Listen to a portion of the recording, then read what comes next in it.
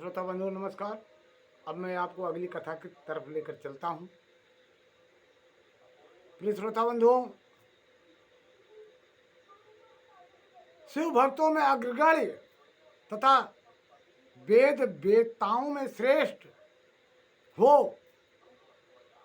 वह माना तो जीवन का उद्धार पा ही जाता है।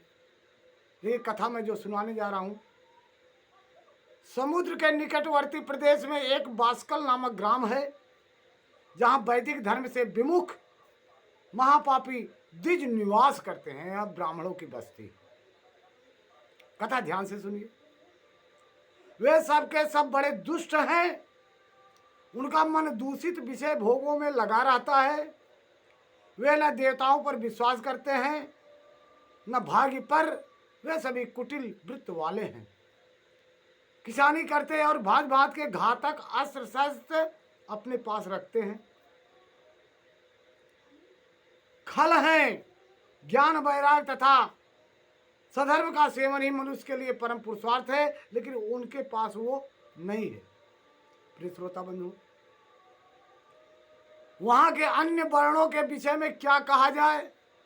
अन्य वर्णों के लोग भी उन्हीं की भांति कुत्सित विचार रखने वाले स्वधर्म विमुख एवं खल हैं।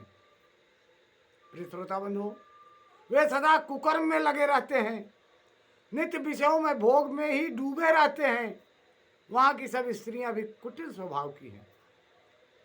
स्वेच्छाचारिणी, पापासक्त, कुत्सित विचार वाली और व्यभिचारिणी औरतें जहां रहें, वह ग्राम, वह देश, वह स्थान नरक हो जाता है।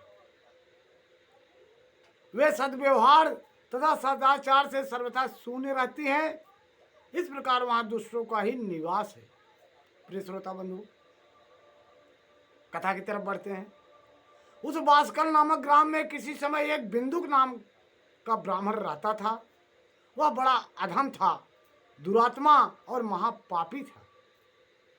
यद्यपि उसकी स्त्री बड़ी सुंदरी थी, तो भी वह कुमार्ग पर ही चलता था। उसकी पत्नी का नाम चंचुला था। ये कथा आप लोग सुने होंगे। वह सदा उत्तम धर्म के पालन में लगी रहती थी, तो भी उसे छोड़कर वह दुष्ट ब्राह्मण वेश्यागामी हो गया था। इस तरह कुकर्म में लगे हुए उस बिंदुक के बहुत वर्ष बीत गए। उसकी स्त्री चंचुला काम से पीड़ित होने पर भी, क्योंकि वह वेश्याओं के पास जाता था, अपनी सुंदर स्त्री के पास कभी नहीं जाता था।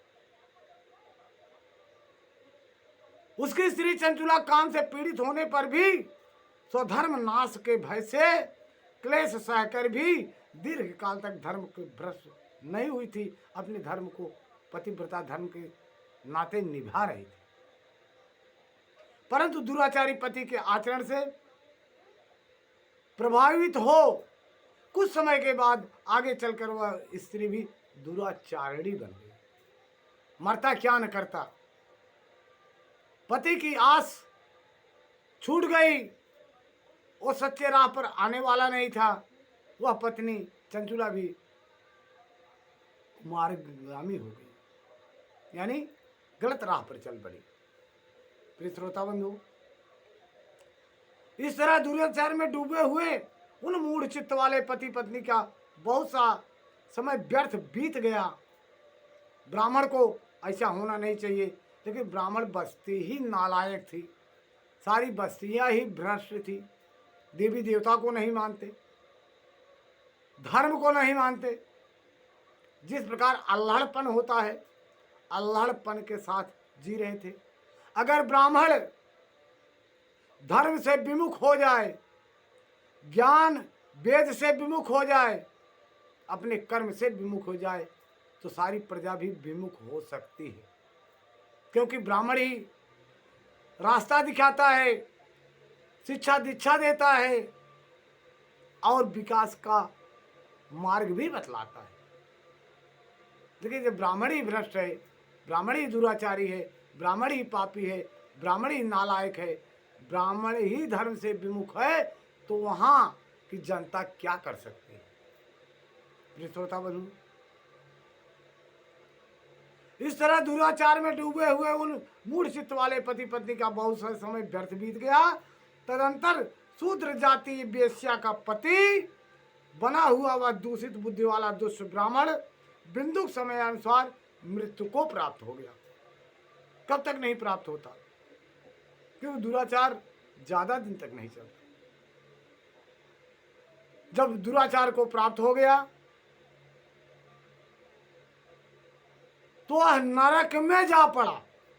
उसका दूसरा मार्ग ही नहीं था कि गलत कार्य करने वाला कभी स्वर्ग में जा नहीं सकता। कोई भी हो,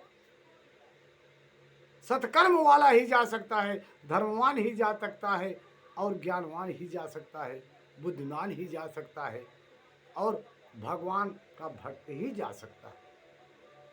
प्रिय श्रोता बंधुओं, वह नरक में जाकर नाना प्रकार का दुख भोगने लगा। इसके आगे क्या होता है छोटे छोटे टुकड़ों में भेज रहा हूं। इसके आगे की कथा मैं आपको अगले भाग में सुनाऊंगा। तब तक के लिए नमः शिवाय, जय शिव गुरु, नमस्कार।